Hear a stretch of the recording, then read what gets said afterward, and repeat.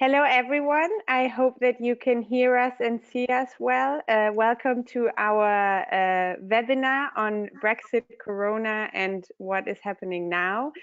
This is part of a webinar series that the German Greens in the European Parliament are doing currently. This is a little bit out of line because it's going to be in English, because we have a wonderful British colleague who is joining us. I hope that's okay for everyone. If you have problems understanding us, please write a message to Sven Giegold in the chat, and then we will try to figure out how we deal with the situation, how we can help you understand what we are discussing in this seminar. We will have around 1 hour, maximum 1.5 hours, to discuss with you about the situation that we are in right now, and then go a little bit deeper into the negotiations. As you know, for all the three of us, the past month have been pretty much a roller coaster ride, especially for Molly. We have seen Brexit happening. We had to say goodbye to our wonderful British colleagues in the Green Group in the European Parliament. And obviously, Brexit is not over just because the transition period has started, but now we are in the middle of negotiations that have been put under a lot of pressure by the corona crisis, and we will discuss also how the measures taken now in order to prevent the virus from further spreading, how they will influence these negotiations, and what we advise to do in a situation like this. I will briefly go through the agenda, then I will introduce our wonderful panelists, and then I will explain to you how you can get involved, because obviously we want to use this tool also for you to give feedback and to ask questions. First, because I think for all of us, including the Brexit negotiation teams, Corona plays a very big role at the moment. As you might have seen, Michel Barnier has been tested positively and published that today. So it has a very big impact. That is why the first point that we wanted to talk about was the situation as we are seeing it, both on the European side with regards to measures taken against Corona, but also for Molly to fill us in a little bit what is happening in the UK, because you might have seen that the measures taken in the UK are maybe not exactly in line with what is done in other European Union member states. The second part will indeed be about the negotiations. Where do we stand? Both sides have now published their mandates. We know what they want to start with in the negotiations, and both Anna and Molly will introduce us into what are the red lines of the two sides, what are maybe difficult points, what are controversies.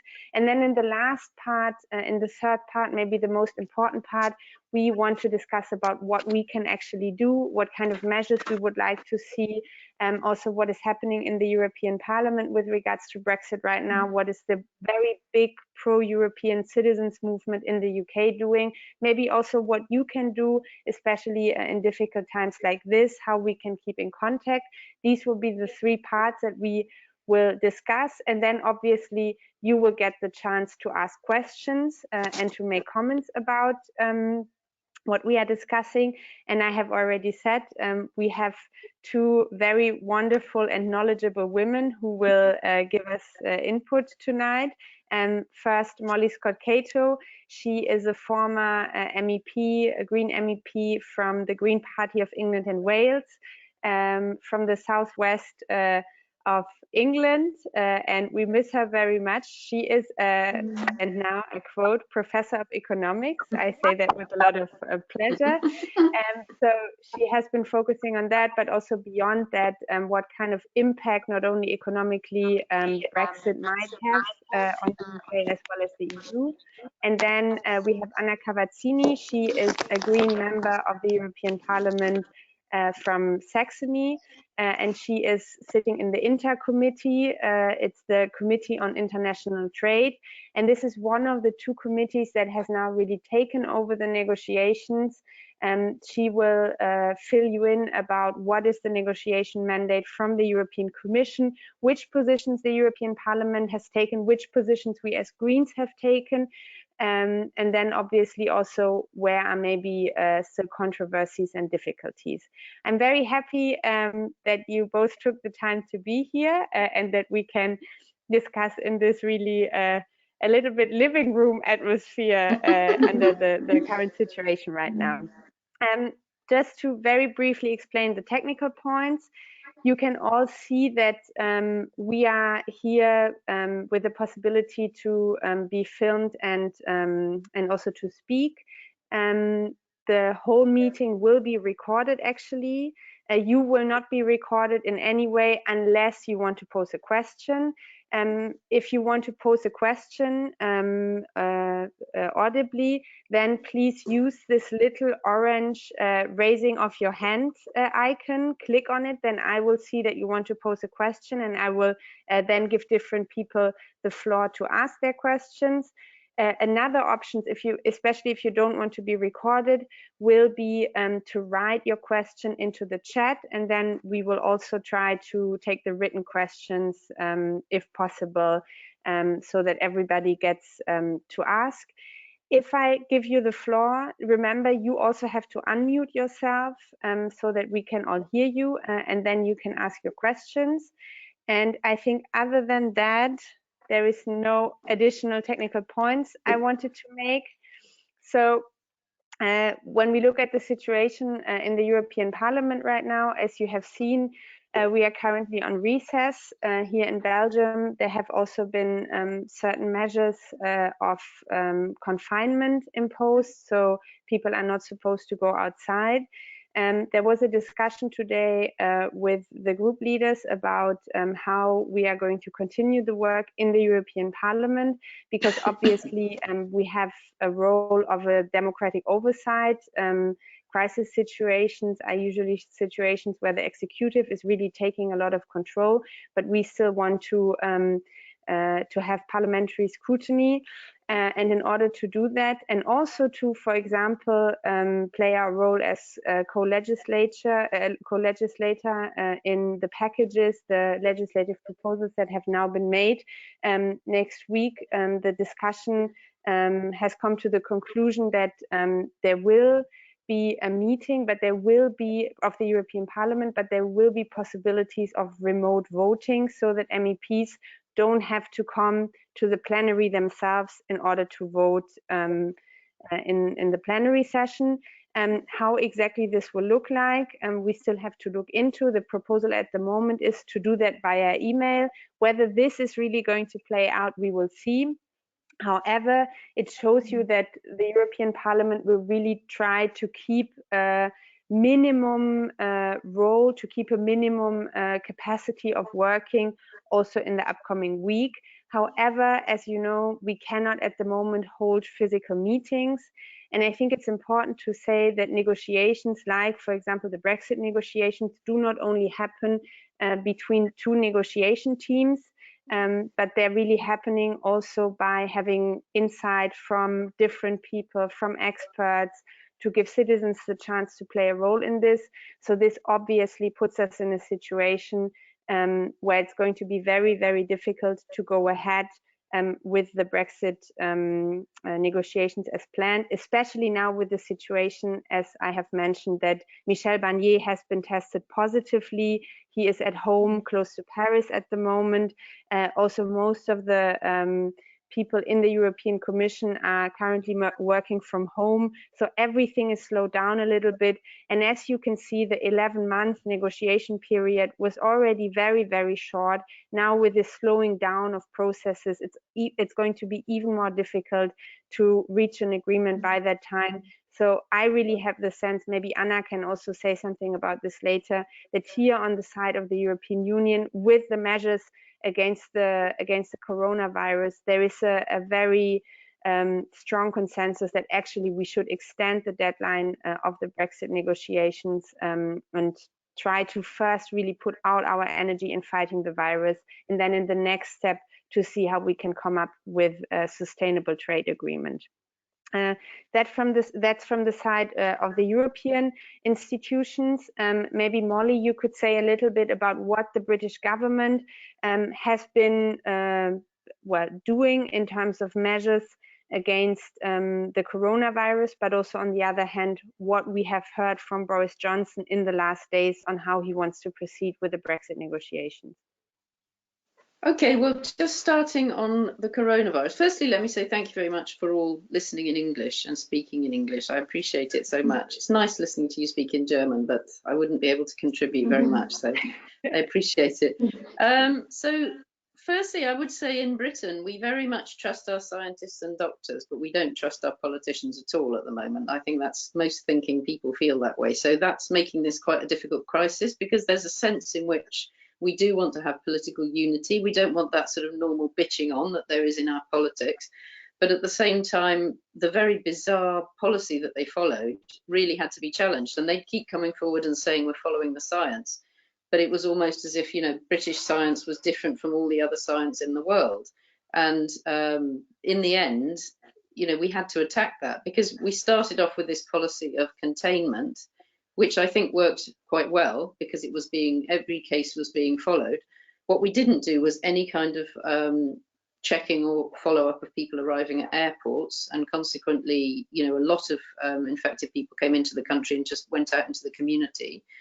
And that was a bit bizarre, everybody said, because, you know, the whole point about Brexit was about controlling our borders, but all sorts of other countries were actually controlling their borders and checking people when they came in. We didn't do any of that, because we effectively don't have any system for doing that.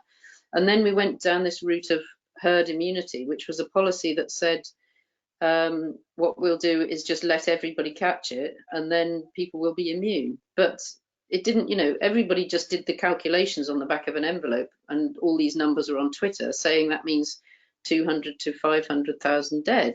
And, you know, there was so much pressure from that that eventually they did completely reverse that policy. But it's, you know, what kind of a shambles would that be, where they hadn't estimated the numbers before they take that route? And of course, we've lost 2 weeks now. We were in a very good position, I would say, 2 weeks ago. If we'd introduced social distancing, then we would be in a good situation. But now it's sort of slow and patchy, and people are ignoring it. And every day we have this plague update, which I'm actually missing now to speak to you. So there's a tragedy for me. And, you know, the Prime Minister bumbles on and nobody is convinced. And, you know, it's totally unclear what people should be doing. So it's just like the worst possible way of dealing with it, really. Anyway, there were 3 things I was going to say that relate this to Brexit. One is this idea of British exceptionalism, which is like at the heart of the Brexit problem. Our scientists know better than the WHO, you know, or even somehow we'll survive this better because we're Brits and we're tough. And, you know, this is kind of part of our catastrophic ideology that's got us into this mess. And you can feel it very strongly here, you know, people in gyms saying, oh, I'm going to carry on going to the gym because, you know, I can ride out the virus. Individual selfishness, because obviously they're not the people at risk. And so I think that's the other thing, you know, we're seeing the rise of individualism, and people not understanding, not even taking into account the impact of their behaviour on others. We see some of that in all countries, but I feel that Brexit has really encouraged that kind of very bad culture. And then I would say the other rather bizarre thing is that this is a government that's kind of got to power by using data and manipulating voters with data. And Dominic Cummings, obviously, this is what he achieved. You know, he's the big data guy. And yet they seem to have come up with a policy where they... Who Dominic Cummings exactly is, because I'm not sure. So Dominic Cummings is like, he's the sort of, you know, he's the sort of eminence grise of the government. So he's the guy that won the Brexit referendum, basically, made up the slogan, what is it? Take back control, and, you know, also won this election. So he's very good at controlling data and manipulating people. But everybody knew that he wouldn't be able to deliver policy. And now it's just a tragedy that he is the guy, because Boris Johnson is just a performer. He's not a detailed person at all. But, you know, now we're left in that guy's hands. But it's so ironic that actually this is an issue that's all about big data, watching the numbers, and yet they weren't watching the numbers, and, you know, they've followed completely the wrong policy. So, you know, I know this session isn't about corona, but I do feel we needed to start there, just because that's kind of so much emotionally where people are at the moment. And to me also, there's a lot we can learn from this as Greens, but also in terms of the rise of nationalism we learn, actually, we're in this together. You know, I want us to be part of buying ventilators with you. You know, I want to accept ventilators coming from the Chinese. And so it's a global pandemic, and it's teaching us we have to work together as the globe. And I hope it's also teaching people the stupidity of electing clans, you know, and populist politicians who just are entertaining, because when you get a crisis like this, you need politicians that can deal with the detail, that can be responsible, that can be credible.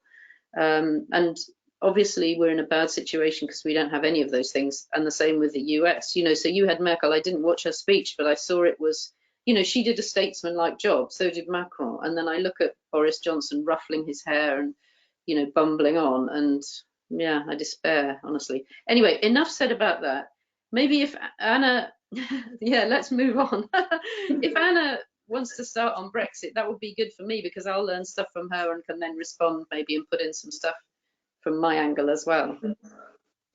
Perfect. And before I give the floor to Anna, I mean, this was now a little bit setting the scene. You can already see, obviously, the whole public debate is now completely dominated by the response to the coronavirus. Still, the British government has said repeatedly that they do not want to extend the deadline. This is the situation that we are in right now. Both sides have published their negotiation mandates. The one by the European Commission is also public. And still, there were supposed to be meetings this week in London, and they had to be cancelled because of the situation. We don't know yet how things are going to continue in the next weeks, but we already know what are the starting points from the two sides. And maybe now we can take a little bit of time where Anna can explain what the European Commission is going into this negotiation with, and then we will give the floor to Molly to explain what is the position of the British government, but maybe also where the Green Party in England and Wales differs from that position. But first, Anna, please take the floor and let us know what the negotiation position of the European Commission is. Thanks so much. Thanks, Terry, for organizing the seminar. And I think it's important that we talk about Corona, but it's also important that we continue talking about substance and about all the important things in the world. And I guess the negotiations with the UK is definitely one.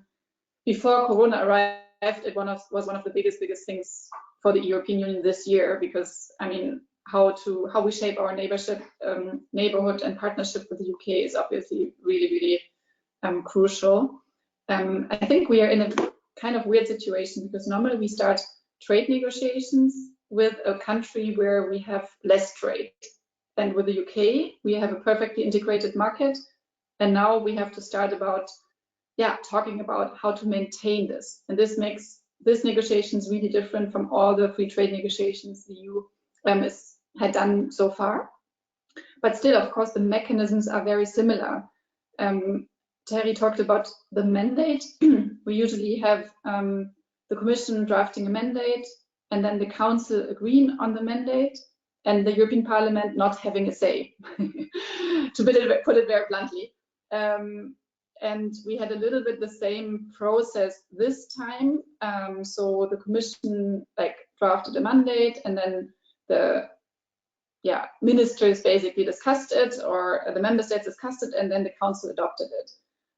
But of course, still the European Parliament has a very, although not a legal played role, a political played role. And we voted on a resolution in February that basically contained the position of the European Parliament on the negotiations. And in general, I would say the main goal of the European Union, and this is very interesting to see, that there's a lot of consistency and unity between the Commission, the member states, and the vast majority in the European Parliament. And to be very honest, I've never seen that in any other trade negotiation so far. Also, to be very precise, it's not only a trade negotiation, it's also about security and other, but I would say 90% of the agreement is a trade agreement. So I'm talking about that at the moment. So I've never seen so much unity at the moment. And the main point for the European Union, the biggest interest is to keep a level playing field. And I guess all of you have heard this expression already. But I try to explain it a tiny little bit more in detail what it really means. Imagine, for example, the UK at the moment would decide to lower some standards, for example, in food security, and then we would still have open markets. These goods with lower standards would be able to come into the European market, and it would have two consequences. First, it would be bad for the consumers because we cannot be sure anymore that some food products have the same standards. And second, it would be bad for competition, meaning that European companies are producing or have to fulfill higher standards and then UK products not. And this would create an uneven playing field. The same holds for state aid and competition. You can, that states give a lot of money to companies and so on and so on.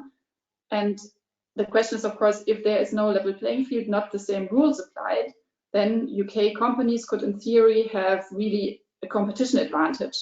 And then also, of course, the fear is that this would lead to a downward spiral in the future. So the main interest of the European Union is this level playing field. And it is basically in the mandate, in the negotiation mandate. There is a very clear reference to a non-regression clause, so meaning that standards cannot be lowered in the future. And there's also some language on future standards. What happens if one party raises standards in the future?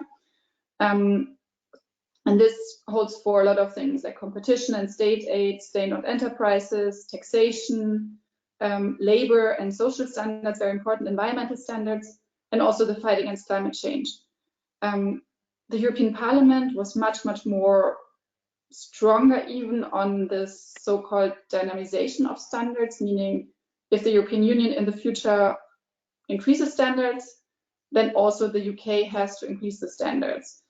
But still, I would say it is still in the mandate a kind of dynamic approach on changing standards or raising standards in the future. And I think as you hear me speaking, you can already probably guess what the problem is. Because of course the Brexiteers and Boris Johnson, they all said in the last months and years what they want to have is regulatory autonomy, and they don't want to be bound by European lawmaking and by European standards. And that's why they completely refuse this kind of level playing field approach. And I think this will also be really the biggest divergence or problem in the negotiations. There is, of course, also some other problems and some divergences on positions. For example, the UK also doesn't really want the control of the European Court of Justice, whereas, of course, the European Union wants to make sure that if there's any legal uncertainty and so on, the Court of Justice is, of course, the main body that speaks about, that gives legal advice and so on and so on. And there's also some minor problems or minor divergencies between the two positions. When it comes to the timeline, Terry mentioned this already. I don't have to repeat it. Also, when it comes to scope, like the European Union wants to have one comprehensive agreement that covers trade and fisheries and finance and whatever, all the sectors, and also security, foreign policy, and so on. And Great Britain or the UK wants to have small agreements, with every agreement having also a different government approach. And this is, of course, also a tactical question, because the European approach is have it all in one basket and having like negotiations that are interdependent, and only having agreement is if everything is agreed. And the UK hopes, or the UK government hopes, with a kind of sectoral approach, it's easier to get some agreements on different parts. There's some divergences also on fisheries, but probably also Molly can speak about this a little bit more details on public procurement, on services. So in some of the sectoral approaches, there's also some different positions between the UK government and the EU mandate. But I would say the main divergent line is, of course, this question of level playing field and the standards. And I would say, to finish this now, the main task, I think, in the next months, I mean, Terry said it all, it will be probably postponed because of Corona and so on, but I think the main task in the next month is to keep that line, that very strong line of the European Union that we at the moment as Greens also support, to keep this unity in the European Parliament, and not let us divide by different kind of offers coming or like approaches coming from the UK.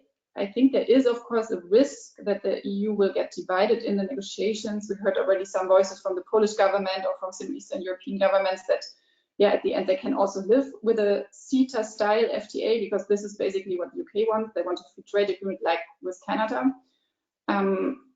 And I think this is what we Greens trying to fight for in the next months so far. Thank you very much, Anna, for this very concise but still very broad and interesting insight in the position both of the European Commission as well as you have already outlined a little bit where maybe there is differences with the European Parliament. Now I would give the floor to Molly to speak a little bit about the British side, and maybe just to explain to everyone, I mean, we are speaking about extension here a lot. What the British government has said so far, that I mean, the first kind of deadline that is coming up is the end of June now, because the British side has said that if there is not enough progress made until June, they are going to actually walk away anyway, because the end of June or beginning of July would be the date when the British side would have to ask for an extension. As you know, in the negotiation on the withdrawal agreement, Boris Johnson said that he would rather die in a ditch than ask for an extension. No. In the end, he asked for an extension still and didn't die in a ditch. So what Boris Johnson says one day doesn't necessarily have to mean that it's not going to happen.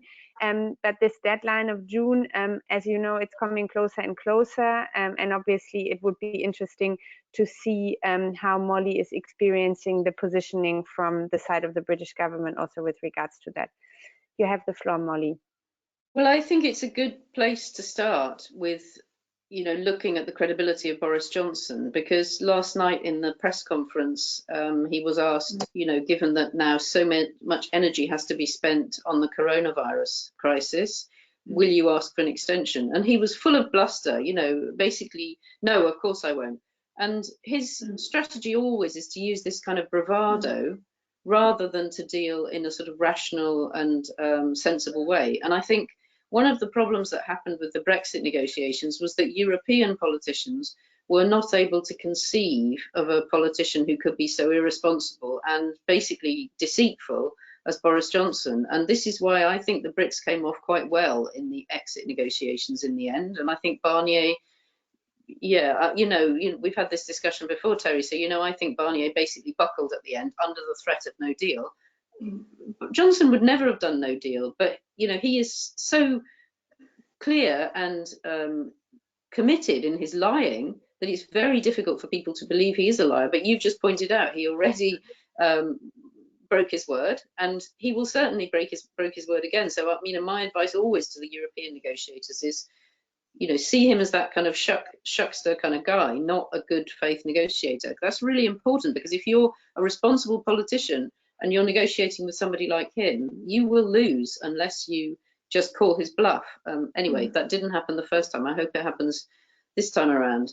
I think from the British perspective, what's happened is that we were all so desperately focused on trying to stop Brexit, all the progressives in Britain, that, you know, and of course we were fighting very hard in the election, and then we had Christmas, and basically there was just a complete collapse and exhaustion from everybody, and all the organisations sort of fell apart. And, you know, it's kind of like been everything we've focused on as a country for years, and one side won and the other side lost. And so, yeah, I mean, obviously I had to then live through January with all you guys, and then, you know, February I basically did nothing at all. And I think an awful lot of people have been in that state, which is quite dangerous in a way, because, as you say, stuff is progressing, the time is running out. The British political class is not terribly focused on this at the moment, even before coronavirus.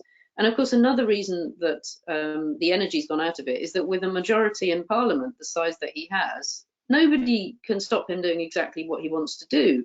Our constitution is very weak. We have parliamentary sovereignty in theory, but in practice, the Prime Minister with a majority in Parliament has his way. So it doesn't feel like a sort of pluralist, open, consensual negotiation on our side like it does on your side.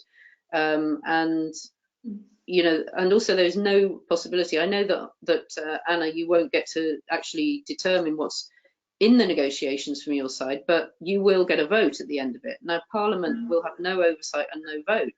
And Caroline Lucas, our only Green MP, put down an amendment that that should be the case, and it was defeated by new Conservative MPs who just effectively voted away their power. It's very disturbing, actually, to live in a country where your representatives would do that. But anyway, it means that you're kind of left thinking, well, what's the point of me bothering to pressure for anything? Because they have that majority, they will do as they please. And then I think the other thing that sort of saps your energy is the knowledge that it's not a rational process. They put something on paper, but effectively it's an ideological process. We know that we're going to lose. We know that we're going to end up worse off from this process. So what kind of politics is it where the people you've elected to represent you are knowingly diminishing your opportunities and your, you know, reducing your livelihoods and your prosperity? It's all such a totally irrational process that that you feel that anything's possible. You know, they would do anything to fit with their ideology, no matter how much it harmed the citizens of Britain. And having been rewarded with a big majority on the basis of already doing that, they just feel all the more emboldened to really trash our opportunities all the more for the sake of gaining power for themselves. And again, I think that's something that was always hard for European politicians to understand, that our politicians could really be as bad as that, but they really are. If we go back to Boris Johnson the liar, just remember as well how he promised to the DUP that he would not allow there to be a border in the Irish Sea, and then to get a deal, because otherwise he would have looked embarrassed and had to die in the ditch. He agreed to that. He agreed to separate one part of our country off from the rest of the country. Now, whatever we think about Northern Ireland and the peace process and the unification of Ireland, that was a complete breach of a most fundamental promise to those people who live in Northern Ireland. And, you know, if he can break a promise like that, he can break any promise.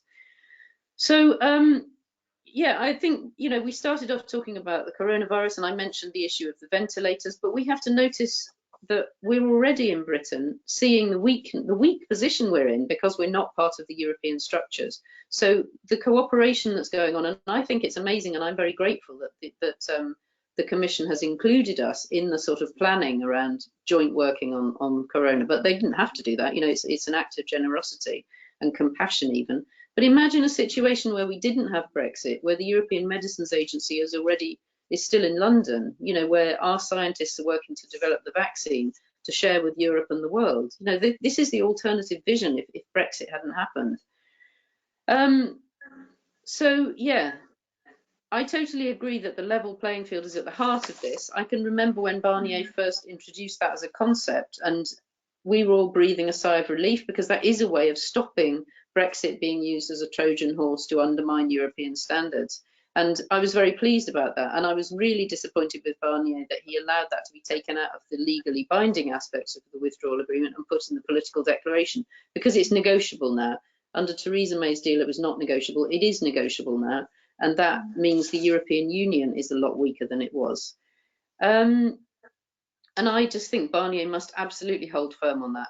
Why are we not like Canada? Because we're already so closely interlinked with the European market, because we have so many contacts, because we're right next to you, because we have a huge volume of trade. All of those reasons mean that if we lower our standards, it will be a real threat to the standards of the single market, and that must absolutely be resisted. Then, you know, coming back to your point about the European Court of Justice, this red line that says we will not have any European Court of Justice control over our incredible, wonderful British sovereignty has caused no end of damage. I mean, we can't have all sorts of cooperation. I think the latest one was regulation of air traffic, right? And then there's the the space program, you know, the whole thing, all these things that were really benefiting us, we have to say no to, because that red line, they're holding firm on that red line. And again, this is a proof that it's ideology and not policy for the benefit of the citizens. Fisheries, yeah, I have the biggest fishery in my patch that I represented, is the biggest fishery outside Scotland. And the fishermen that I represented go fishing in the southwestern approaches, you know, off Cornwall and further down to the southwest, and they catch shellfish and they sell them in France and Spain. So for them, it wasn't about access to waters, it was always about access to markets. And that's generally true of all our fishermen. But, you know, we've had this ridiculous nationalist parade of you know, taking control of our waters. And obviously Barnier will resist that, and so he should. But it's clear that the fishermen will be destroyed if we don't have a process of them being able to sell their shellfish into the market. And shellfish, obviously, and all fish have a very short life. So we have everything to lose and nothing to gain, I think, through being difficult over fisheries. But again, ideology may demand that we wrap the fishermen in a Union Jack while their businesses are destroyed. And if that's what the ideology demands, that's certainly what will happen, the way our country is at the moment. Anyway, having said all that in a rather gloomy spirit, I do think there's a deal to be done. And the reason is Boris Johnson ultimately is a pragmatist. He doesn't want to end up with no deal, because then that chaos will be on his record. And because our finance sector is large and the European market needs the financing that goes through London and insurance and various other services, I think there is a deal to be done where we kind of undermine our farmers and fishermen, and our manufacturing will be undermined anyway, but we sort of get special advantages for finance. So I can see a trade-off there that I think will come about. But now that coronavirus has hit, there's no chance of doing this. I mean, nothing will happen before June. It's hard to see anything much happening before June, and I think it's unrealistic to expect it by the end of the year. So my prediction is that Johnson will break his word again and use the virus as an excuse to ask for an extension. I think he'll have to do that. And we hope that he will do that, because even if it might mean breaking a promise, it also means that we are not going to be in a no deal scenario by the beginning of January next year. If you think about what happened last time, it wasn't all that negotiation and all that time that really made the difference. It was the pressure strategy right at the end, right, where Britain puts down a bluff: we'll go for no deal if you don't give us what you want. And the EU side has to decide whether to take that, whether to call that bluff or not. And my advice is call the bluff, because he doesn't mean it, he's lying. But anyway, you know, he is a poker player. European politicians are not poker players. So, but you need to recognize he's a poker player and call his bluff. And everything that happens in between is kind of, there is detail there, but he's not a detail guy. It'll be about the trade-off at the end, and he will just use a pressure strategy and a threat, which is a bluff.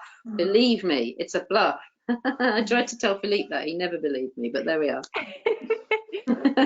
Before we go into the third part of the webinar, there is one question I wanted to ask you, Molly, but not to make you angry, but really just to fill us in about, as you know, there currently is a leadership race within the Labour Party, and there are several candidates. Maybe you could just super briefly say, I think the ending point is on the 4th of April, if I'm not wrongly informed.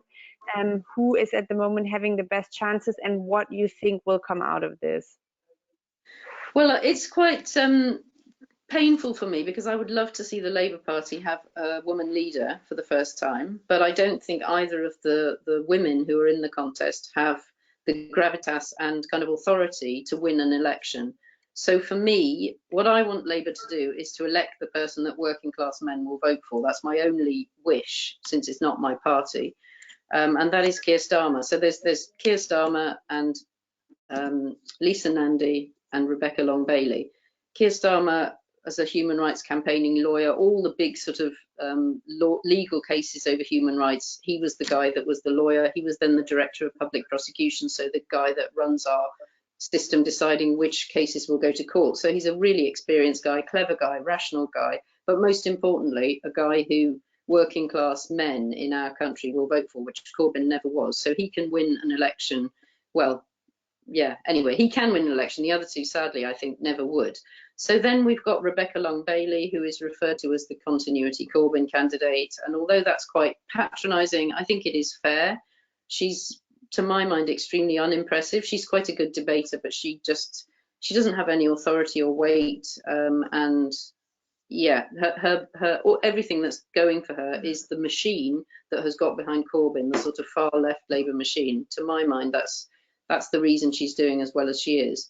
And then we have Lisa Nandy, who's a much more interesting character, sort of from the third sector, has worked in kind of charities and NGOs, and is very clever and comes from the north. The two women both come from the north. He's from London, and but to my mind, she's not got sufficient experience or again, kind of like gravitas to look like a prime minister.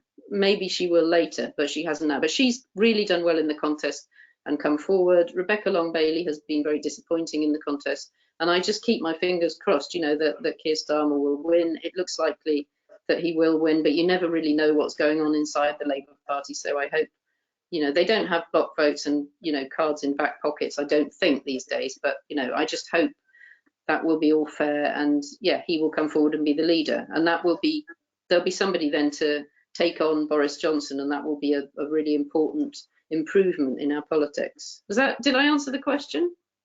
Yes, thanks, Molly. And before we come to you, we already have 3 questions, or 2 people raising their hands and 1 question. I would just super briefly like to fill you in about the situation, what we are doing in the European Parliament currently to keep up close ties with the UK. You might have heard of the EU-UK Friendship Group. This is a cross-party, cross-member states political initiative that is also still including our former British colleagues, like, for example, Molly. And it's a group that is aside of what is happening in the negotiations, trying to push for having close relationships with the UK also in the future, to have networking between parliamentarians, but obviously also between civil society organizations, between the different citizens groups of the EU citizens in the UK and the UK citizens in the rest of the European Union. And we have already kicked off working. We are planning to have also something like this, an online conference on citizens' rights in April, hopefully. And then we want to have a conference in London in June where we get in contact with civil society organizations in the UK. And maybe just to add a little bit also to questions that are being discussed right now from what Anna and Molly have been saying. Obviously, the continuation of the Erasmus program, for example, is one of the things we want to work on. The future of partnerships and town twinnings between cities and municipalities in the UK and the rest of the EU. That are issues that we want to work on, and there are already over 90 MEPs that have signed up for it. And I think it can be a very good platform, because obviously it's important to continue talking to each other, and because, I mean, what Molly was describing, there is a little bit of a down maybe in the engagement of people in this topic, which we would like to, well, give an impulse to, or maybe reignite a little bit for the future, because there is still so much to be done and so much to be discussed and to fight for well, a European vision for how do we get out of this Brexit situation now. So I think that's one of the aims that we have with this friendship group. But now we have spoken enough, and now you have the floor. I will first read out the question that Gerd from Aachen has put into the chat, and then we will have 2 people who were raising their hands, and then this will be the first question round, and then we go back to Molly and Anna quickly. So Gerd was asking that he lives in Aachen. It's a border city between Germany, Netherlands and Belgium. And there is a lot of traffic passing Aachen to the ferry harbors to the UK. And until now, he, as a citizen who is not involved in trade and economics, has not remarked any change since the Brexit in the end of January. Is it thus more an administrative problem with Brexit, or are there any other reasons why maybe there is still no remarkable change seen in the trade between the UK and the rest of the EU.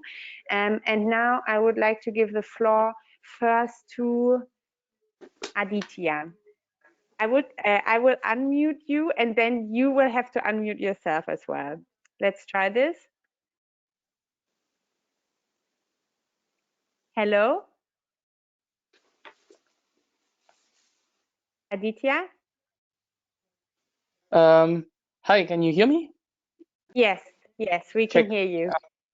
Yeah, hi. My question is for the Professor Molly. Yeah. The thing is, as Professor Molly Scott Cato mentioned, yes, the situation regarding the Brexit deal, let's say deal or no deal, is the situation which is to be concerned till June. But you also mentioned that there is a possibility of around 200 to 500,000 casualties because of coronavirus in UK. That is a huge number. And could it also impact the trading? Let's say what is happening, and many industries would be shut down, and this could lead to an impact saying that, okay, we need to be together in the EU. Could it be, let's say, an option to have a voting again after all this dust settles, you know? Mm-hmm. Thank you very much, Aditya. Thanks. Okay, and now we had another person raising their hands already before, and that is Phil. I will unmute you now. Yes, can you hear me? Hi, yeah. we can hear you. Hi, Phil. Okay. My question was really that we have a project, myself and Peter French, who I think is also on the call, regarding ways of seeking to develop the campaign at a grassroots level, using what, if like, the talisman of a large star that we would use for various events. And we wanted to sort of flag that up as one of the areas that it would be very good to engage with the group that you organise in order to hold those events and therefore rebuild the grassroots campaigns, but obviously we're focused on initially Remain, but have obviously now sort of looking towards Rejoin. But in my view, and the view of many people, Rejoin is a long way off, and we need to basically resist the government and also start to reform the UK's democratic processes in order to justify our place back in Europe. We were going to do this on the 9th of May, where we were going to launch an event to celebrate 75 years of European peace, really to contrast it with the government's events for 75 years after the VE Day. But of course, all of that is thrown into a confusion because of the coronavirus and not being able to hold any events. So what I wanted to do was to really flag our initiative up to you in order to engage yourselves in the forward planning of this particular campaign. Great. Thanks a lot, Phil. I can already tell you if you're planning something on the 9th of May, it's also my birthday, so I'd be even more delighted about it. No, you're absolutely right. And I think that maybe Molly, you could answer to this, the proposition that Phil was now referring to, but also going beyond a little bit. What are different initiatives that grassroots civil society organizations are taking? And then maybe also answer the other question, can there be another vote? And then maybe Anna, you can take the question on why have we not seen any change in trade so far? What is happening there? Molly, Okay. do you want to start? Yeah. Hello, Phil. I think that's a really great idea. I'm glad to hear about your large star, and I'm really pleased that the grassroots movements, although I think they were a bit cast down, obviously immediately after Brexit happened or after the election, really. My observation is that they're still very much alive and active and positive, as you obviously are yourself. I think the whole idea of VE Day is really problematic, isn't it? Because we always say Victory in Europe Day, which means victory over you guys. That's what it actually means. And I think, you know, celebrating European peace is obviously, I totally agree, that will be, we need to do that, and we need to find a digital way of doing that. And they're obviously finding a digital way of doing their, hopefully not very triumphalist celebrations, but who can tell at the moment. I'm sure you know about the European movement, and I've joined the council of that this week. And that was founded in 1949 by Winston Churchill. So, you know, it's the sort of thing that will drive the Brexiteers absolutely crazy, because Winston Churchill is clearly on our side.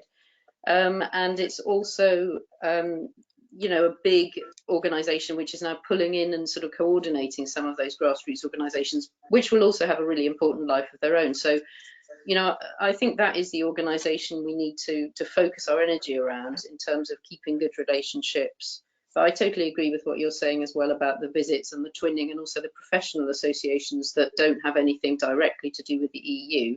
So, you know, we can still keep those European connections, and we don't sort of drift away too much. There's been, I'm sure you know, Phil, there's been quite a lot of Euro cafes, they're called, where people get together and, you know, just drown their sorrows in some coffee, or just reassure European citizens who are quite anxious about what's going on. I haven't been to one yet, you can tell, but I'm looking forward to going to one. And I've been invited to speak at various events about where we go next. I agree with you. Rejoin is not the message for now, because we're going to have to go through, you know, you and I both tried to protect Britain against the worst consequences of Brexit. We were unsuccessful in convincing people of that. They're now going to have to experience that. And as they experience that, I believe minds will change, not to mention the fact that, you know, older people who believed in Brexit will be leaving us, and younger people coming to vote are still strongly pro-European. Now, Aditya's question about Corona and so on. Yeah, on the numbers of potential casualties, I just wanted to clarify that the government's changed its policy now, because there was such an outcry about those huge numbers. So now we're joining everybody else in trying to keep a lid on the virus and trying to keep numbers down. We're not doing that very effectively, but that is now the policy. And as we see death rates rise in the coming days, that policy will become stronger. And the emergency legislation is giving the government the powers, also in quite a disturbing way to some extent. But anyway, the powers to enforce much more of a shutdown, and I think particularly in London that will come quite soon, because, you know, numbers are rising rapidly. But yes, I think we will learn the importance of working together. We will need our neighbours. I was thinking this morning, not that I would wish this kind of dreadful virus on anybody, obviously, but I was thinking what a difference it would have made if it had happened 6 months ago, and we would have learned these lessons, and maybe then we could have stopped Brexit. So, you know, to me, Brexit is such a tragedy. The fact that people learn from the coronavirus that it's much better to have friends and work with other people still can't, unfortunately, put us back in the European Union. But yeah, I think we're all going to learn a lot of lessons from Brexit about what Britain really is as a country, and we all need to learn a lot. This is my reading material and other similar things. You know, what was the empire really like? You know, what was it really like to live under British rule? Because the fantasies around empire that are still prevalent in our country are incredibly destructive. And we're also all going to learn a lot from the coronavirus. And yeah, we're going to come out quite transformed, and it's our job to make sure that's a positive transformation, which I really believe it can be, because we're going to learn, we're a globalized world, we have to work together. And at the same time, we need our neighbours in our very own street when things fall apart and we need support. So that's exactly the green message, really, you know, that it's all about working together globally, but also having very strong local communities. So I think there's a lot of positive green messages that can come out of this awful crisis we're living through. Thanks, Molly. And maybe just to say to Phil, if you are planning something more specifically and you would like to have the friendship group involved in it, please write me an email, because we are very eager now also to get in contact with different initiatives. And as you can see, we are still keeping your spot of your star. In German, we say we keep it warm. So that at some point, maybe not in the next years, but at some point it will be back. Now I would like to give the floor to Anna to answer Gert's question, and then I have 3 more people who raised their hands. From what I can see, they're all men. I'm going to give you the floor, but I would also specifically like to motivate women to ask questions. Anna. Yeah, very briefly, that you don't see any changes at the moment has to do with the fact that we are in this transition period. So at the moment, basically nothing changes in terms of trade restrictions or whatsoever, but just that the UK cannot take part at EU decision-making processes at the moment. This is exactly also the reason why Johnson wanted to keep this period as short as possible, because now exactly they're in a situation that he and all the Brexiteers never wanted, having the same rules, but cannot take part in any decision-making process. So at the moment, nothing changes. And as someone mentioned before, if we cannot come to an agreement until the end of the year and they don't extend the deadline, we have a little bit of a problem, because we basically will end up again with a kind of no-deal scenario of falling back on WTO measures. And probably you heard about in the last months when this Brexit chaos was really going on, that back then already we thought about, oh my God, all these huge like truck lines will happen at the border. The same thing we see today at the border between Poland and Germany, actually. And this was the scenario that we absolutely tried to prevent. Unfortunately, it's happening right now because of Corona, but that's a different story. Very quickly, one point that was mentioned before by Molly, and I wanted to kind of, I want to kind of talk about is the parliamentary oversight. And I think it's very, very interesting what you said, that the Greens really tried to push the UK Parliament having a say on the deal at the end. And this is, of course, the big, big advantage that we have in the European Parliament, but we only have it since the Lisbon Treaty, since 2009. Before, it was the same in the European Union. The Parliament was not involved whatsoever in any trade deal. Only since 2009, this changed, and we can at least at the end, we have to say yes or no. Although at the beginning we cannot really vote on the mandate. I explained it, this is a problem. The Greens want to change that, but it's very hard. We can vote at the end. And of course, this is the question we always face in all the international agreements and all the trade agreements.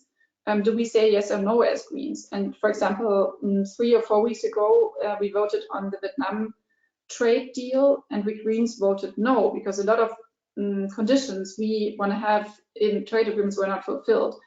And I would say, of course, at the end, we Greens also will have a debate on how good is the deal that we negotiated as European Union. Does it live up to our standards? Does it really fulfill the level playing field? And this is what we will have to discuss at the end. But at least we have parliamentary oversight, also meaning that the Commission is, of course, now regularly briefing us, trying to apply a lot of transparency, to involve also a little bit the public.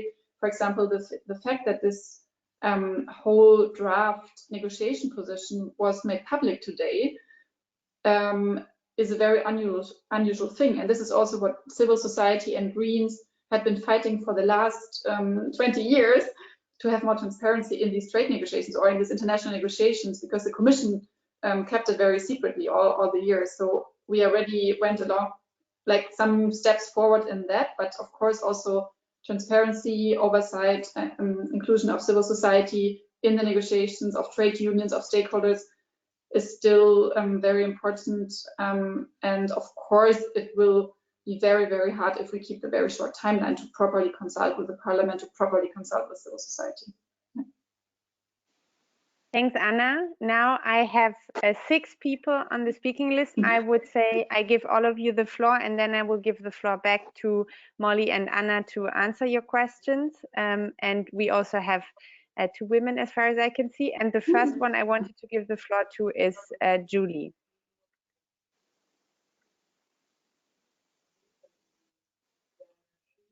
Julie? Can you hear me? Can you hear me? Yes, we can hear you. Great. Hi. Okay, sorry. Hi, it's lovely to see you, Terry, and to hear you, and also Molly. Great to be in this conversation with you. I wanted just to comment on a few things. First of all, I've been working with Peter French and Phil on their incredible initiatives And so thank you, Terry, because the Valentine card that was signed by thousands of people in the UK was an initiative that Peter French and Phil began, and I knew that you wouldn't let us down, and I just want to say thank you for that. It made a massive difference. It really warmed people's hearts, and it's important that we do keep doing very symbolic things like that. And I think your friendship group, our friendship group, is the best placed mechanism for that. I know that Peter and Phil and I have written to you about this big star, and I know that you've been super busy, but if you do look through your emails, the things that they have been talking about tonight on this webinar are already things that are in your inbox. So and do come back to us if you've got any questions.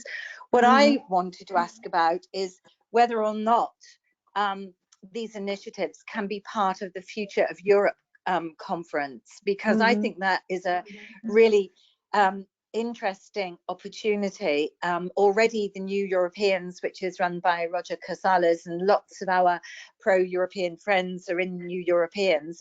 Roger Casales has got himself a Royal Society of Arts fellowship to deliver some activities and programs for the Future of Europe conference, and so we need to have you in the Parliament pushing for that conference to engage with pro-Europeans here in the UK. And I think that this star idea could really be part of that, and there may be other things too. So I know that Gabby Bischoff is in the working group for that, but let's try and be a bit more clever about getting on board with that, and you know, you being our voice and saying, look, there's some really good stuff coming from the UK, not just New Europeans, but these amazing grassroots, or these other grassroots initiatives. It was very interesting to listen to you talk about the Labour Party leadership contest, and I just must say a few things about Julie, that. maybe Julie, you could say who you are, because I think not everybody knows, so that everybody has an idea. Well, I was a Labour MEP for the northwest of England, but I was never tribal about my politics, and I loved working with the Greens as much as I loved working with the Labour Party, and was really pleased to be part of the Left Anti-Austerity Caucus with lots of your colleagues, Terry. I just wanted to say that Lisa Nandy, whilst she isn't my choice, actually does have a lot of experience. She was the Shadow Energy Minister until 2015. And I think what is quite sad in the UK is that we still have a problem as a country putting women into positions. And, you know, so it really pains me, because I will also be voting. I have a vote in this, and I will be voting for Keir. I actually nominated Clive Lewis. My two nominations were nominations for non-white leaders, for Clive Lewis, who is mixed race and who believes that we have to work across political boundaries with the more progressive parties, because we've got to beat the Tories. We've got to get them out, because they're just going to destroy so many things in our society, but they're also playing with fire regarding our relationship with Europe. And I think that as well as needing to have you know, constitutional reform in the country, we've also, I mean, my party needs to really look at doing things differently. And you know, what is sad about the nomination for Clive Lewis is that he didn't get enough nominations even to make the first hurdle, and that is a great shame, because he was the candidate who was talking about all the difficult things, but the things that we really need to discuss. But I think that Keir will win, and that his experience as a forensic. I mean, he will be able to hold Johnson to account because he is forensic, and that is important. That you know, finding the humble address, for example, he's been able to bring things into the chamber, into the parliamentary process, and be very bright and very clever about that. So I am hopeful that we, you know, because at the minute it's like there isn't much opposition, and that's because we're having this contest, and that's taken a lot of the focus off what we should be doing in the Parliament. But I do hope that Keir will win, and that he will be able to roll up his sleeves and take on Johnson and all the rest. But one final thing to remind you about is that a lot of the stuff that's coming from the Conservative Party is actually coming from Dominic Cummings. It's Dominic Cummings who is pulling the strings, who's got more power than, I mean, he's an advisor, he's a special advisor and chief of staff, I think, to Boris Johnson. And he is, he's a sociopath, he believes in eugenics, he's got horrible, awful views about all sorts of things. And I think that it's important that you in the European Parliament and in the other European institutions really understand the situation that we have here with an unelected advisor having so much power, and somebody of the kind of Dominic Cummings. And maybe it would be good for us to alert you, for us to have some kind of briefing with you to explain about the dire situation that we're in with this dangerous man in charge of so much. I mean, now in charge of strategy about coronavirus too, which is why we have this, well, herd immunity, you know, all your old people can die kind of policy. So let's not forget about maybe you weren't here in the beginning, but Molly already explained also a little bit about the situation. Okay. And we also had to explicitly explain who Dominic Cummings is, because he certainly is a person that, at least in the German media, is not mentioned that much. Okay, good. Right, well, thank you. Yeah, well, Molly was on his case, so that's good. Yeah, okay, I did miss the beginning. I would like to give the floor now, Julie, to Peter, that I think you've mentioned already, and he also raised his hand, so maybe we can jump over to him.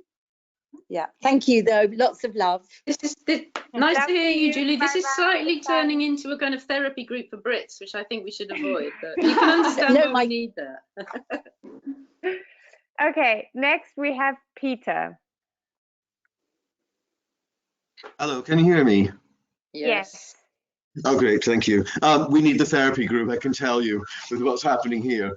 I just want to embellish on everything that Phil and Julie have said and just explain where we were on all of this. I had actually the permission and license to use Parliament Square on May the 9th. I was going to create a very major sort of ceremony of introducing this star to the country. Now, the idea and the hope was that Jacques Tilly is actually building the star for us in Dusseldorf. The idea and the hope was that we would bring the star to the European Parliament on April the 22nd and ask if the European Parliament would sign the back of the star as a way of endorsing it, almost giving it to us as caretakers to look after it, take it back to England, and we would take care of it and use it until we rejoin. So we'd really like to do that. Now, of course, we can't do that now for April 22nd. I don't think that's going to be possible. But at some point in the future, we would really like to have some big formal ceremony, because I think symbolically this star represents a lot and can be used in the years going up ahead. So the idea was to bring it back to this country, and in Parliament Square, I was going to have a formal ceremony with some speeches. I was going to use this event, because it's Europe Day, to thank all the EU citizens who'd come to live in our country and thank them for everything they've contributed to our country and still do. I was also going to thank European countries for taking our citizens in and welcoming them into their society, because nobody ever does that. And I thought that Europe Day was the day to do that. And I was going to finish this ceremony with the star being introduced with almost like a, not religious, but a sort of dedication to it, a commitment to it. Now, in my opinion, that star can actually be used very cleverly and very carefully, not in a political way, but not so obvious. It can be used to tour schools, universities, communities up and down the country, to talk about peace and how the peace has been maintained over 75 years. That way you can talk about the EU, the values of the EU. We can actually correct the myths that have gone unchallenged in the last, oh, God knows how many years. So I see the STAR as having a bigger purpose and a bigger role in the years to come. And we can also have a STAR that would go to the UK citizens within the EU. So it can actually, this can actually bring everybody together. And that's just one to highlight there. If we can actually form a working group for this, because I do think this can go on, we can use this. I also think it's not certain that Boris will last forever. This virus alone could be what we call his poll tax. Margaret Thatcher, the poll tax brought her down. This could bring him down. There's everything to play for. And I'm not one who believes that we might have to wait 5, 10, 20, 25 years to rejoin. We don't know what's going to happen. Anything could happen at any point. And I think with the value of the STAR is, we're making people aware of it as soon as possible. We're correcting some wrongs. So that if that day comes and we get another vote in 5 years or whatever years, at least people have more information. They can make an informed choice without actually being told or beaten down the way they have been. So I just wanted to say that. And if I could just suggest, if you could perhaps maybe create a working email trail that we can actually feed all of us feed ideas into this and create a plan going forward, I think it would be enormously helpful. Also, it creates a stronger link for us with the EU, with all of you. We can work together. I also have some, I'm not going to do it now, talking about it now, but I have some major ideas that we can actually do within Europe to bring Britain back in. But I'll explain that another time. Thanks, Peter. I think there are a lot of good ideas there. I can only highlight 2 things that I would like to briefly say. That obviously there is this very concrete idea, but we are also going to have we are planning still now to have a conference in June in London, where we would also like to involve civil society and grassroots organizations to come together and to exactly create these kind of working groups and initiatives together to work together. And then we are also planning to have a newsletter where information like this can be sent around to a broader group of people who are interested in what is going on. But anyway, thanks for the suggestion, and I'm going to check my email again, I promise, whether this has already been sent.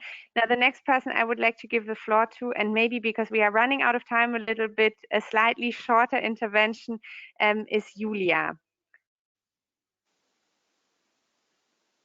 Hello? Julia?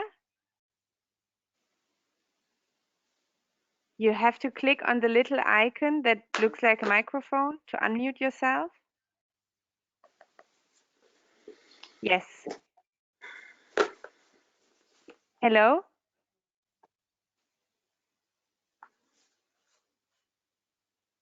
You sure it's not another Brit, Terry? No, I don't think so. But I think there is a problem with the microphone. Okay, maybe I will give the floor to somebody else first, and I'll come back to you, Julia. Otherwise, you can also type your question into the chat. The next person I would like to give the floor to is Jakob.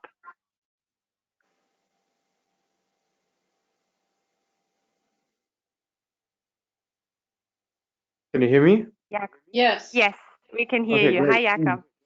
Hi, thanks for having me. One two-sided question. We've seen a lot of developments regarding fighting climate change and digitalization in terms of new Green Deal and white paper on AI and industrial strategy. And I was like, for the first question, I was wondering how these initiatives have been received in the UK. And Anna, what do you think? To what extent will these initiatives will affect the negotiations, the Brexit negotiations, in terms of soft power, setting benchmarks, and so forth? Thank you very much. Thanks, Jakob, for this very concise question. Now, because he already raised his hand a very, very long time ago, I would like to give the floor to Andre.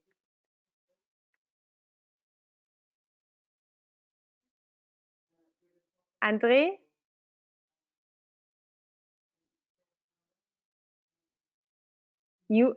from what I can see, you have muted yourself, so you need to unmute the little now. I thought I have to unmute myself. So because you said, okay, so I did the wrong Okay, I thing. thought that too, but now it works. Great, we can hear you. Great. So nice to be here. My question is actually due to what Anna said and a bit what Molly said about the deal. What do you think? Isn't there just two options for the deal? On one hand side, that yes, such a thing like a Norwegian model. Yeah, like what you said, that nothing or almost nothing's changing, but Great Britain cannot decide anymore in the EU structures, or a no deal, because I think otherwise the EU would invite other countries to do the same like Great Britain and just pick the best things out of it. And also we are not we also like our social standard and so on. I think you know what I mean.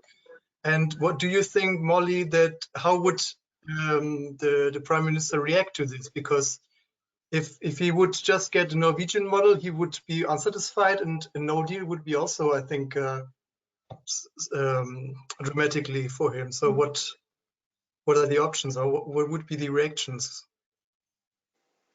Mm-hmm. Thanks for the question, Andre. And now I would like to try again with Julia. Let's see if it works now. Wait. Okay, can you hear me now? Yes. Great, we can hear you. No problem. Okay, thank you very much for trying again. Greetings from Berlin. Yes, I would like to ask about a different aspect about the unity of Britain, because we have, you know, there's a problem with Scotland. You know, they want to do another referendum, and which is, well, not as much as a problem or possible problem for the EU as Ireland, because now they had elections and Sinn Féin is the strongest party, and they also want to make a referendum. And I was wondering, what is the EU gonna do if there's really gonna be a conflict, you know? Because if Ireland wants to reunite, and all the trouble that's gonna pop up with this. So yeah, maybe yeah, you can, Molly and the other two can talk about the different aspects of that. Thank you. Great, thanks, Julia. And now, last but certainly not least, we will have Phil asking a question. Please also try to be a little bit concise, because we are almost closing the webinar. Actually, I'll put my hand down because I think Peter and Julie covered much of the ground that I was going to. So thanks very much for listening. It's been very, very good. Thank you, Phil. Thanks. Okay, that was the last person who wanted to take the floor. And maybe to wrap up a little bit, we had a number of questions. There was different questions about civil society and grassroots initiative. Then also Julie asked about linking this in with the Future of Europe conference. Then there was a question by Jakob about the Green Deal. How is this being perceived in the UK, but also what does this mean for the negotiation? Maybe Anna could say something about this. The question of the different options on the table by Andre, and obviously the question of the situation in Northern Ireland and Scotland. Maybe Molly, you would like to say something about that as well, but obviously Anna, you're also welcome to do so. Maybe Molly, you would like to start? Okay, so it's a little bit embarrassing that Julie's there, and I hope I didn't say anything rude about the Labour Party, but I think I was quite respectful actually, and I do actually have respect for all those candidates, and we agree about who to vote for, so that's quite cheering actually. I would say that you know, Greens, we have, I'm not going to say too many women, but we do have a problem sometimes with having men adequately represented in our party. And this is why and you know, obviously there's been 2 female prime ministers from the Conservative Party. And I do wonder what it is about the Labour Party process that means the strong, powerful women are somehow not getting to the top of it. And Yeah, it's a shame for me. I would love to have a powerful Labour woman as our Prime Minister. And I also agree about Clive Lewis, and he's been really strong on PR and constitutional reform. I did a webinar with him last night, actually, and he's obviously my favourite candidate as well. And he's a genuine pluralist, and you're a genuine pluralist, Julie. But as you know, there's a lot of people in the Labour Party who aren't like that. And one of the questions I've got is, how do we work together to help Labour as a party understand how brilliant it is to work in the pluralist way we worked in the European Parliament. So Peter and your wonderful star, well, I'm looking forward to seeing that. When we come out of our lockdown, we're all going to have these wonderful parties, and you know, we're going to be out in open spaces together all the time, so the star will come into its own, I'm sure. Julia, now this is a more complex issue, the issue of what is the United Kingdom, which it tells you in the name. It's not, you know, no country that is clearly resolved its boundaries would call itself the United Kingdom, right? It's a country that isn't really clear about what its identity is and somehow pieced these different bits together with different kinds of statuses. I'm writing a book about British politics at the moment, and there's going to have to be a lengthy section on the United Kingdom because there's so many bits with different statuses. How did they get to be there? What we did was buried all those questions because they were really problematic, and Brexit has brought them all roaring back. And to somebody like me who grew up with the troubles in Northern Ireland and can remember having a civil war in the country I live in, and, you know, having bombs in my very civilized small town, city rather, where I grew up, you know, this is very disturbing. I take your point about Sinn Féin in the Irish elections. Sinn Féin also did well in the Northern Irish elections. You know, I think for me, Irish unity is an inevitability, but it just needs more time for people to feel confident, and for the older people who don't feel confident to not have that sense of defensiveness that could then lead to violence. And Brexit has sort of thrown that into the issue far too soon in the peace process, in my view. In terms of Scotland, the Greens have always supported Scottish independence, and we have a separate Green Party in Scotland, and I'm fairly comfortable that Scotland will find its way to independence and become an independent member of the European Union. My daughter lives in Scotland. Scotland feels like a safe and sane place to be these days compared to England. Obviously, I live in a beautiful community, but England as a whole is just not in a good place right now. Jakob, I'm very sorry to have to tell you that we don't discuss the European Green Deal or the new digital strategy at all. And that's why Brexit happened, because we never paid any attention to European policy when we were members of the European Union, and we pay a great deal less now. And it's a sad, sad thing. I'm exaggerating, because next week I'm doing another webinar about European Green Deal, what can we learn? But that's just such a minority sport, you know. We as Greens obviously try to tell people a lot more about what's happening in the EU because it's very positive for our agenda.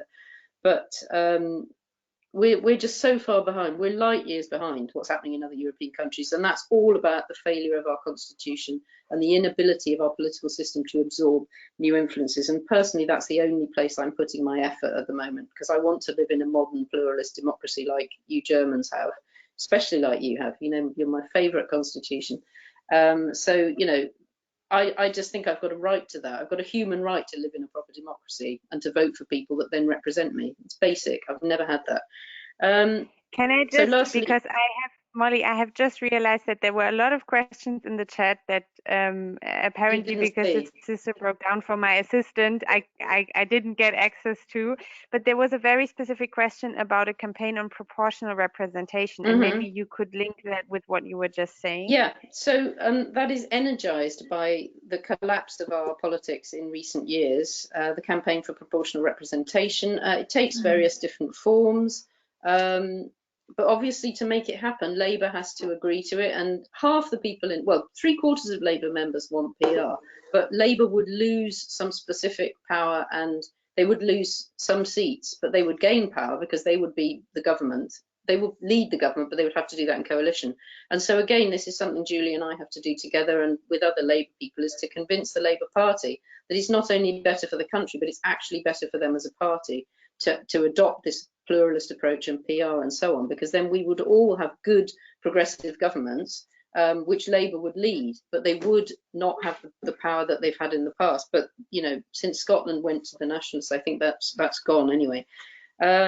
But there is a campaign for that, and that's another thing that I personally feel energised to work for, because Greens will not be represented in Britain until we have proportional representation. And aside from party interest, it's just so damaging for the country that the Tories can use this bad system to divide and conquer. Very quickly on Andre's question, we've ruled Norway out. The Tories have ruled Norway out. They've deprived us of freedom of movement. They've damaged our industry and our agriculture, you know, because of this idea that you must have sovereignty. Personally, I don't like the Norway option because it is, you know, a system where you are following laws made by other people. But it's certainly far better than any alternative that we can have now that we're outside. And I don't agree that there's only two options. I think that they will negotiate something in the middle where the amount of market access we have, or the amount of control on our market access, relates to the amount that we're prepared to accept European laws. And I think we'll have relatively little market access, so we'll be pretty close to a country that's a long way away from the EU, and the exception will be finance, because it's in the EU's interests to allow us to continue to run a lot of the finance, and maybe over time that will be diminished as European law continues to be passed, and we might not like it. But that's the kind of deal I think we're heading towards. Thanks a lot, Molly. There was still a question about the health situation in the UK. Because we don't have enough time, I'm sorry that we cannot take it right now, but I wanted to add one question still that I think Anna can very well answer, and that is by Marco. It is, what about the Trump-style US-UK free trade treaty? How far have negotiations proceeded there? And do you think it will be realized? Maybe that's in addition to the questions that have obviously been posed by the others. The floor is yours. Thank you. And first thing, I find it very, very nice that there's so many also British people in the webinar, and it's a truly European webinar. And that also there's so much civil society initiatives still going on, and that Terry is leading that at the European Parliament. I think it could be also a little bit connected, actually, because I think a lot of also citizens in the UK and also NGOs, civil society groups, I'm sure have a lot of interest in keeping the high European standards we are having at the moment, and also pushing and campaigning for the government, not having the CETA style agreement, but really trying to make a campaign on how to maintain this European level playing field. And I think this could also be a good connection between the very symbolic and like citizens meetings approaches, but also really doing some political campaigning on the negotiations. I think this would be very important to put also pressure on this government.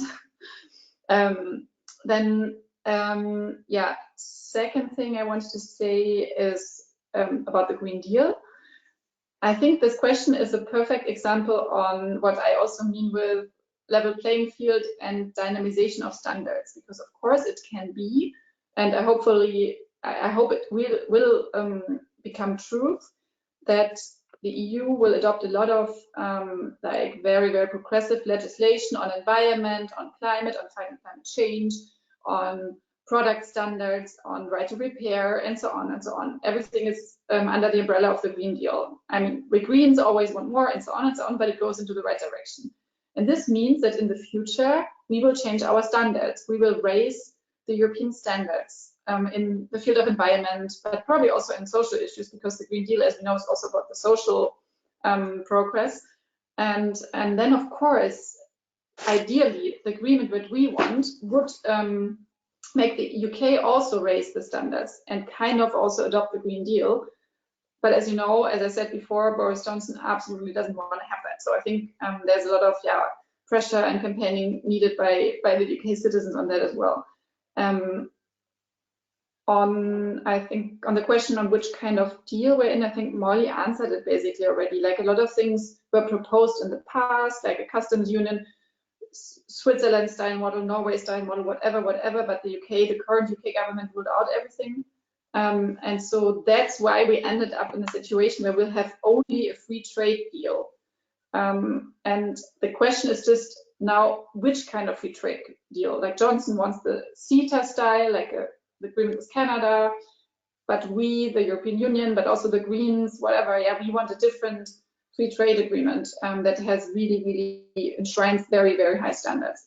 So this is the question at the moment. And what I can just say in general, because I follow trade agreements for a long time already, what I find really interesting from a trade perspective is that this mandate we are seeing at the moment from the EU side is the most progressive we have ever seen compared to other free trade agreements, like with Mercosur, with Vietnam, with Australia, whatever, because that really things like climate change is an essential element. And we have never seen that before. The precautionary principle, like it's a very important principle for food standards and so on, is also enshrined in the text, and we have never seen that before. So I think to see the positive side of things, of all the Brexit mess, is that I think it at the moment really fundamentally also changed how trade policies changed on EU level. And my feeling is, or my demand would be, we can now not get behind that in the future with other future trade deals, but let's see. And last question on the US, very quickly.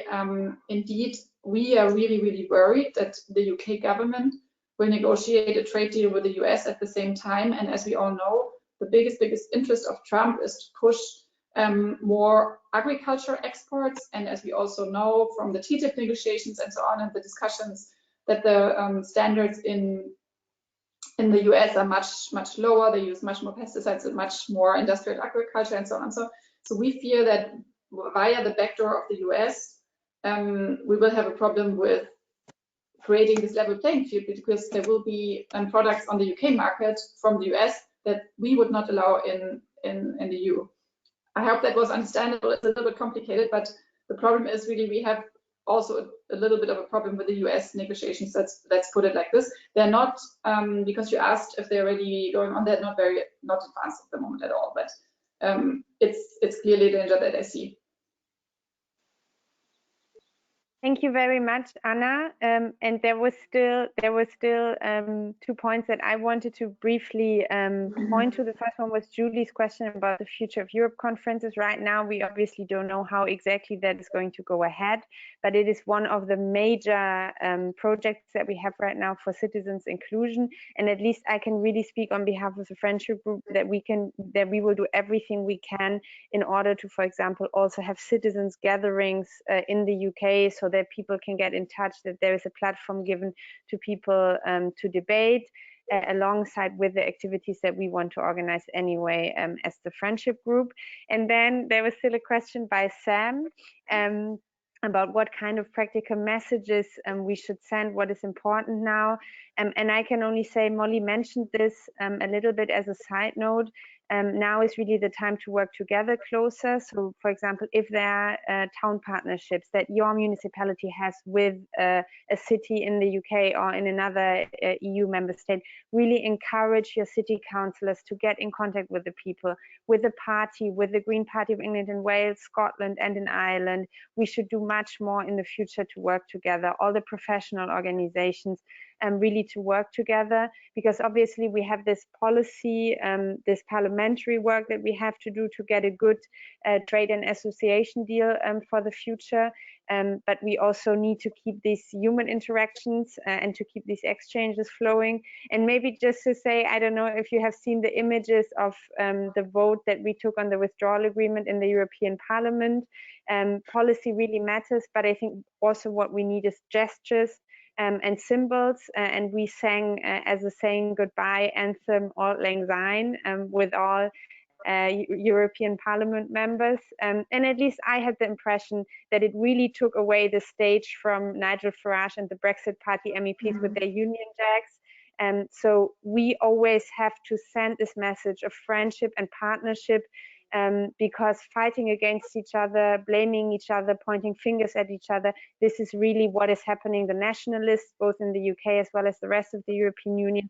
So always really having this togetherness and showing that we want to stay friends even after Brexit is absolutely important. And I think the debate tonight has hopefully helped a little bit.